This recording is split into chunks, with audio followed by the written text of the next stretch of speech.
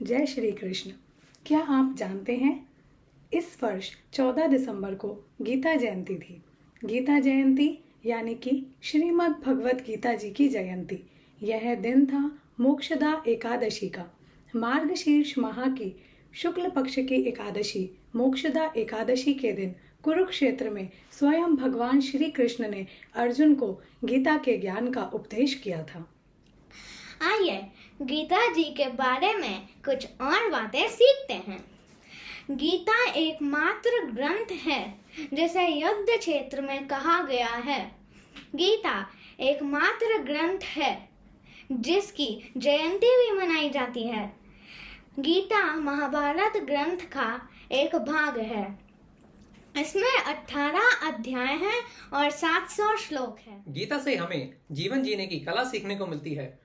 गीता के सभी 18 अध्यायों में योग शब्द आता है। योग का अर्थ है जुड़ना। गीता हमें भगवान से जुड़ना भी सिखाती है। गीता में भगवान ने समत्व योग कहा। समत्व का अर्थ है समता, सुख दुख में सम रहना, सर्दी गर्मी में सम रहना, मान अपमान में सम रहना, हार जीत में सम रहना। यदि यह समता जीवन में आ जाए तो जीवन आनंदमय एवं शांतिपूर्ण बन जाता है। गीता में भगवान ने कर्म योग, ज्ञान योग और भक्ति योग का उपदेश दिया। कर्म योग के बारे में भगवान कहते हैं, कर्मण्यवाधिकारस्ते मा फलेषु कदाचन मा कर्म फल हेतुर्भुर्मा ते संगोस्तु कर्मणि। हमें हमारे सारे कर्म कर्तव्य कर्म की भावना से करने चाहिए। जब हम कर्तव्य कर्म की भावना से कोई भी कर्म करते हैं तो उसे 100% एकाग्रता से कर पाते हैं और उसका परिणाम भी निश्चित ही अच्छा ही होता है। इसलिए हमें बिना फल की अपेक्षा के अपना कर्तव्य कर्म करना चाहिए। भगवान भक्ति योग में कहते हैं, मय्यावेश्य मनो ये मान नित्य युक्ता उपासते श्रद्धया परयोपेतास ते मे युक्ततमा मताः। जो श्रद्धा से निरंतर मुझे मेरे भजन करते हुए मुझे भजते हैं वो मेरे लिए सबसे उत्तम योगी हैं और मुझे बहुत प्रिय हैं। गीता के ज्ञान योग में भगवान श्री कृष्ण कहते हैं, नहि ज्ञानेन सदृशं पवित्रमिह विद्यते तत्स्वयं योग संसिद्धः कालेनात्मनि विन्दति। हमें अपने जीवन का एक भाग ज्ञान अर्जित करने में लगाना चाहिए। ज्ञान से ही यश की प्राप्ति होती है जो अज्ञानी के लिए संभव नहीं। ज्ञान प्राप्त करने का सबसे अच्छा साधन है स्वाध्याय। स्वाध्याय के लिए हमें रामायण, गीता और महापुरुषों की जीवनियां पढ़नी चाहिए। गीता का आरंभ धृतराष्ट्र के एक प्रश्न से होता है। पूरी गीता में धृतराष्ट्र का सिर्फ एक ही श्लोक है। वे संजय से पूछते हैं, धर्मक्षेत्रे कुरुक्षेत्रे समवेतायुयुत्सवः मामकाः पांडवाश्चैव किम कुर्वत संजय।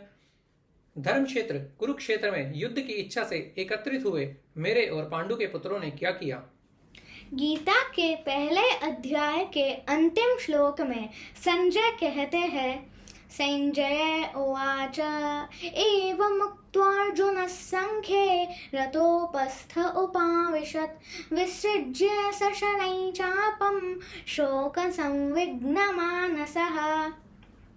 अर्जुन दुखी होकर धनुष नीचे रखकर बैठ जाते हैं।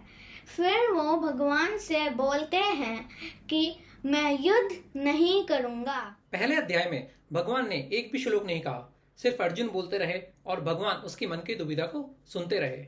इससे हमें भी ये सीखने को मिलता है कि जब हमारा अपना कोई दुखी हो और अपने मन की बात कहना चाहता हो तो हमें उसकी बात धैर्यपूर्वक सुननी चाहिए। दूसरे अध्याय में अर्जुन कहते हैं, कार्पण्य दोषोपहतः स्वभावः पृच्छामि त्वां धर्म सम्मूढचेताः यच्छ्रेयस्यान्निश्चितं ब्रूहि तन्मे शिष्यस्तेऽहं शाधिमान् त्वां प्रपन्नम्।